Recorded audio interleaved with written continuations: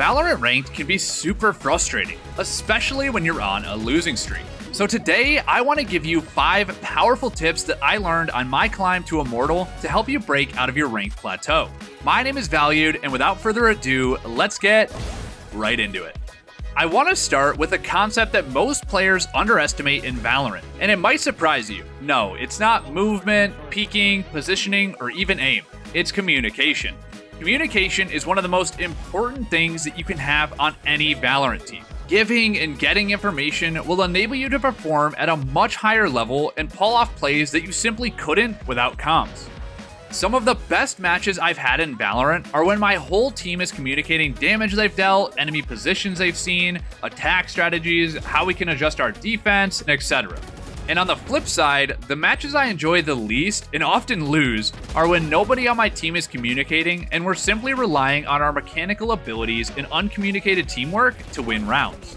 Getting information from your teammates is really powerful. For a quick example, I played a round yesterday where I was pushing into B main on split, and my teammate let me know that there were 3 players in mid, and they had just killed one. With this information, I made the decision that rather than falling back to the B site, I could actually push through for a flank because we're on a bonus round and the enemies were distracted by my teammates' pressure. From the flank, I got an easy kill that made the round much easier for my team and caused a distraction that disrupted the enemy team's plan. Now, this is just one example that happened to me while I was playing yesterday, but it should show you the potential impact that communication can have on your game. Since getting information is so useful, it's also vital to give your teammates information as well. Simply telling them the damage you've dealt in a round, enemies you've seen, or even letting them know information you've seen while you're dead is very valuable. And if you're at the point in your game where you feel comfortable with macro strategy, you can also talk about attack strats and defense strats. One thing that you need to have in mind about your own communication is that you don't want to be the only voice for your team. You should suggest teammates to chime in, ask their opinions, and try to make it a collaborative effort. Now, obviously, you can't control your teammates. If they don't have a microphone or choose not to communicate, you can't really change that other than merely suggesting that they chime in. The one and only thing you can control is yourself. So, you should be communicating in every game you play if you really care and want to climb in ranked. To summarize what we just talked about with communication, you should be giving information to your teammates every game and asking them to give it back. Because I know firsthand that games where my teammates are communicating actively feel so much easier to win than games with radio silence. Another important tip for anybody looking to climb in ranked is that you should lock in your agent pool.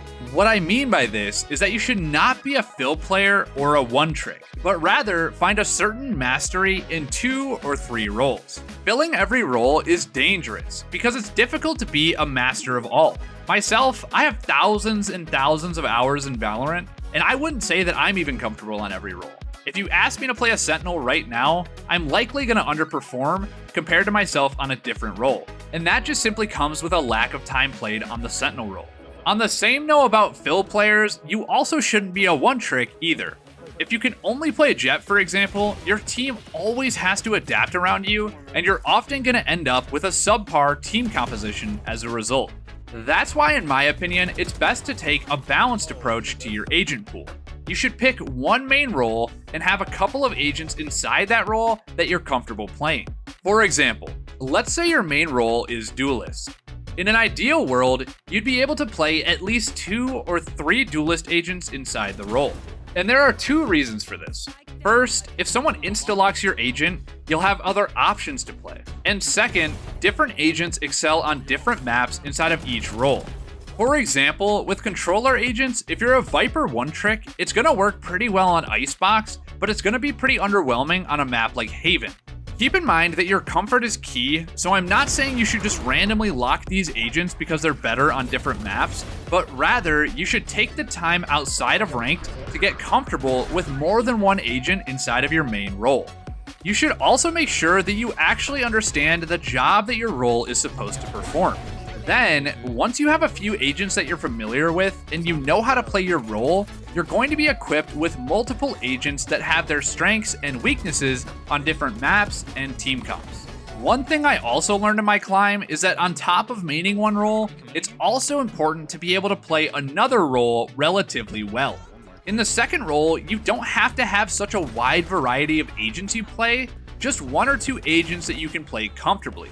Let's say you main Duelist, and after hearing my advice, you can play 2 or 3 agents in the Duelist class. For your fill role, I'd recommend learning and getting comfortable with 1 agent in another class. Learning a versatile controller agent like Omen or a widely applicable Sentinel agent like Cypher is going to serve you very well.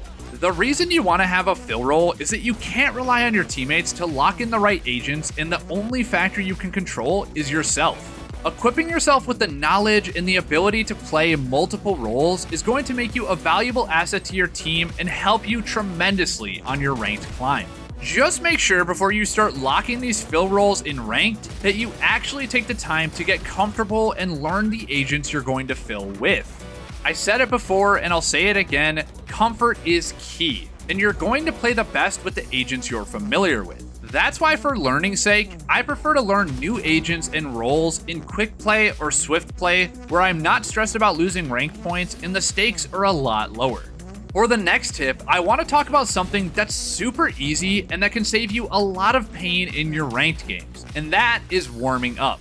Warming up is a really important thing to do before you hop into ranked, especially when you're getting on for the first game of the day. Getting your hands warmed up on the mouse and keyboard is really important to ensure you're going to be hitting the shots that you know you can. Coming into a ranked match stiff and having to go through those first few rounds of whiffed shots is a liability to your ranked progression. And to warm up, there's a few ways you can do it.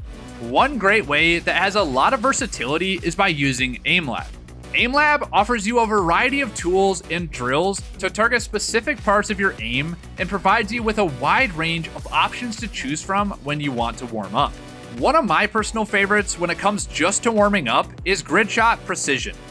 This gets you to move your mouse a lot and practice your micro flicks. But Gridshot isn't the only effective drill. I also enjoy many of the drills from the speed category. I and many others find myself coming into my games feeling a lot sharper when I take just 5 minutes to play Gridshot and AimLab before queuing up. If you'd prefer to keep your warm-ups in Valorant, Deathmatch is the most commonly used tool for warm-ups. This game mode gives you many encounters to practice your movement and aim against opponents in a fast-paced environment.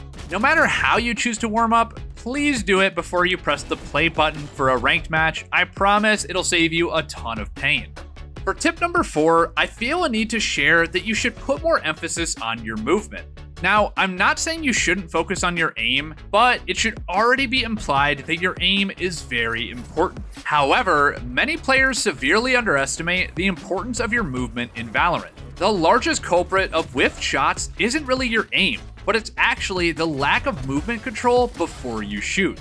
In Valorant, your agent will stop on a dime the moment you let off your movement key. And your bullets will be completely inaccurate if you're moving at all while you start shooting the first bullet. This means before you shoot, you should always let go of your movement key and then shoot. For example, if you're moving forward holding W and then an enemy appears, rather than instinctively aiming at them and then shooting, you should always make sure you're letting go of W and then shooting. Most of the time, whoever's faster at stopping their movement is going to win the gunfight. I also want to mention that this is not just a tip for new players. I've seen this mistake many times in Diamond, Ascendant, and Immortal. I bet you if you clip yourself every time you lose a gunfight in the next game you play and watch back the footage, you would notice that movement is a problem 60+% of the time. To practice your movement, I have a drill that I use in the training range. To start, stand in the middle of the range. Then shoot the start button, and then start moving all the way to the left by only holding the A key. The moment the bot appears, let go of your A key and then shoot. After that bot dies or disappears, repeat the drill going to the right. The moment the bot appears again, let go of your D key and shoot. Repeat this drill for a few cycles, and you're going to be able to tell if you understand the concept comfortably. I would also recommend practicing this with your forward and backward movement as well, and increasing the difficulty to medium or hard once you get good at it. This drill might seem like something that's just extra and you don't need it, but these seemingly small things like aim training and an aim trainer, or taking the time to do a drill in the training range, are what separate your average players from the pros. Anyways, that's gonna do it for some of the best tips that I have to share from my journey to Immortal. Hopefully, you take the time to digest the information you've learned here and use it in your own game. Because here at Aim Labs, our goal is not only to help you improve at your aim, but also improve your game. Make sure to sub to the channel so you don't miss any more of our high-level Valorant tips. Thank you for watching, my name's been Valued, and I'll see you in the next one.